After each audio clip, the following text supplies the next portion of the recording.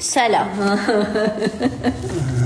سلام دکتر، چرا میخندی؟ عزیزم چرا این شکلی تو؟ چه شکلیه مگه؟ هیچی عزیزم، خیلی هم خوشگلی. جانم چیکار داری؟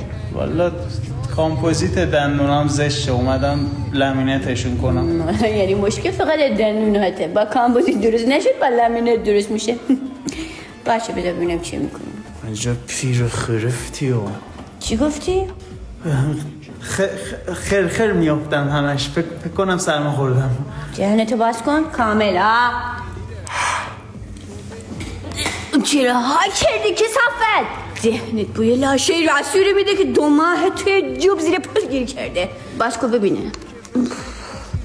اومدنی صبحونه نون پنیر گوه خوردی اینقدر دهنت بو میده؟ خانم دکتر دیگه یه دفعه فوش بدی بهتره دیگه. راحت باش. دهنتو باز کن. یه لحظه دوست دخترم داره زنگ میزنه، ببخشید. دوست دختر داری؟ با اجازت. البته بلم کرده بود ولی رفیقم یکی معرفی کرد، رفتم پیشش دیگه یه چی نوشتش، برداشت دیدم دوست دخترم پیام داده گفته دلم برات تنگ شده. راست میگی؟ به منم معرفی کنم دخترم با یه پسر عتیقش خیلی اذیتش میکنه خاله. آره بابا خیالت راحت، همه رو حل میکنه. یه لحظه وایس الان قد میشه. جانم عشقم، من ساعت 7 میام دنبالت. مامان همین نره بابا، ولش کن مامان. بگو میرم خونه منیجه اینا. آره بگو میرم خونه منیجه.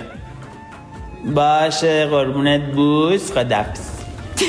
مامانم پیچوندی نره؟ هر دفعه میپیچونیدش. میگم بدبخت مادری نمیدونی دختری پای پسر این شکلی، بگه دختری تو خونه حبس میکرد. بدبخت دختری. باشه دخترم داره زنگ میزنه فکر کنم.